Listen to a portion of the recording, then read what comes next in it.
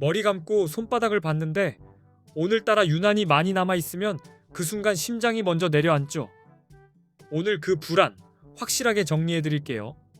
배수구는 왜 이렇게 빨리 차는지, 조명 아래 가르마는 왜 더 비어 보이는지 그 찝찝한 흐름을 쉽게 설명드리겠습니다. 겁만 드리러 온 거 아닙니다.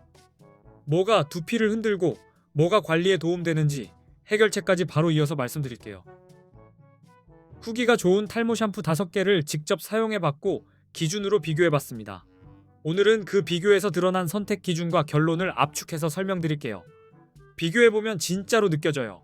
어떤 제품은 당장 뽀득하지만 두피가 예민해지고 어떤 제품은 순한데도 관리가 이어지더라고요. 결국 매일 써도 부담이 덜한 루틴으로 갈 수 있느냐에서 갈립니다. 그 포인트를 가장 직관적으로 보여주는 첫 번째가 SQ제약이라 여기부터 시작하겠습니다. 지금부터는 SQ제약 샴푸의 장점과 단점, 후기 포인트를 방금 말씀드린 선택 기준 관점에서 짚어보겠습니다. 바로 SQ제약 모나다 샴푸인데요.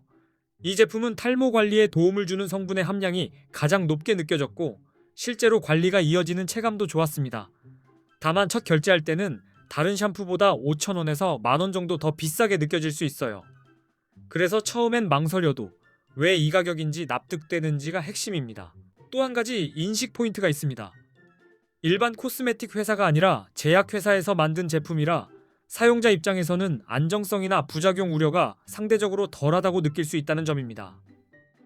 여기에 소비자연구협회가 주관한 소비자 만족도 대상을 받았다는 이력도 신뢰를 보태고요. 물론 이건 의학적 진단이나 치료를 뜻하는 말은 아닙니다. 개인차가 있을 수 있고 체감은 다를 수 있지만 예민한 두피일수록 이런 배경이 심리적으로 꽤 크게 작용합니다. 쿠팡과 스마트 스토어에서 후기를 가져왔습니다. 먼저 이런 반응이 많았습니다. 제약회사라 믿음이 갔다, 성분이 좋다 싶었다, 자극은 덜한데 거품은 잘 난다, 이렇게요. 시작점에서부터 불안감을 조금 낮춰주고 매일 써도 부담이 덜하다는 인상이 분명히 보였습니다. 두피관리 제품은 화려한 한방보다 매일 손이 가는 편안함이 중요하다는 걸 이런 반응이 잘 보여줬습니다. 사용감 쪽에서는 말이 더 선명했습니다. 향이 좋다, 거품이 풍성하다, 세정력이 좋다, 두피와 모발이 건강하게 케어받는 느낌이다, 뻣뻣함이 덜하고 유분기가 덜 생긴다, 이런 식이었어요. 그냥 깨끗한 정도가 아니라 씻고 나서도 머리가 버석거리지 않고 균형이 맞는 느낌을 좋게 본 분들이 많았습니다. 그래서 두피가 예민한 분들이 특히 편하게 받아들이는 흐름이 보였어요.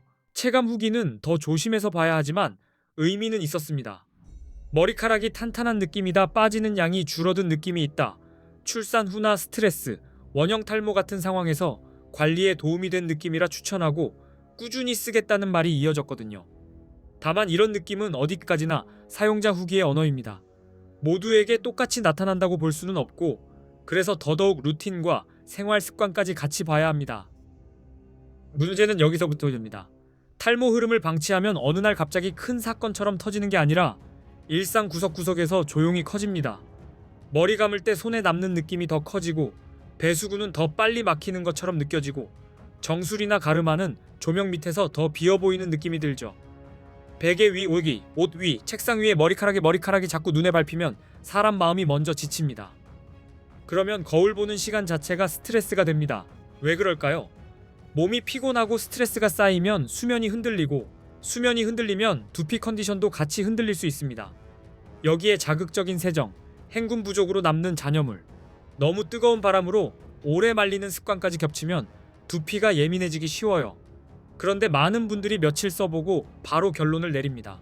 그렇게 되면 루틴은 계속 바뀌고 두피는 적응할 틈도 없이 계속 흔들립니다. 이 방황이 생각보다 큽니다. 그래서 샴푸는 두피 중심으로 하셔야 합니다. 물은 뜨겁지 않은 미지근한 온도로 충분히 적시고 손에서 거품을 먼저 충분히 낸 다음 두피에 올리세요. 손톱으로 박박 긁지 말고 지문으로 부드럽게 밀어주듯 문질러야 합니다. 모발 길이보다 두피 구석구석을 균일하게 씻는다는 느낌이 중요하고요. 마지막 헹굼은 생각보다 길게 가져가셔야 합니다. 잔여감이 남지 않게 충분히 씻어내는 게 정말 중요합니다. 드라이는 더 중요할 때도 있습니다. 젖은 두피를 오래 두면 답답함이 남고 스타일링 잔여물과 만나면 컨디션이 쉽게 무너질 수 있어요. 그래서 두피는 완전히 말린다는 기준으로 가시되 과열은 피하고 드라이어를 너무 가까이 대지 않는 게 좋습니다. 왁스나 스프레이를 자주 쓰는 날은 저녁에 전혀무게 남지 않게 정리해주시고 모자와 베개 커버 위생법 위생도 꼭 챙기세요. 사소해 보여도 두피는 이런 차이를 크게 탑니다. 여기에 식단과 생활까지 붙어야 흐름이 바뀝니다. 단백질과 기본 영양, 수분 섭취가 흔들리지 않게 챙기고 잠을 줄이면서 버티는 습관은 줄여보세요. 잦은 염색과 펌처럼 두피를 반복해서 자극하는 행동도 잠시 템포를 늦추는 게 좋습니다. 다만 이 영상은 의학적 진단이 아니고 개인차가 있을 수 있습니다. 빠짐이 갑자기 확 늘거나 두피 통증이나 진물까지 있다면 혼자 버티지 말고 전문가 상담을 권합니다.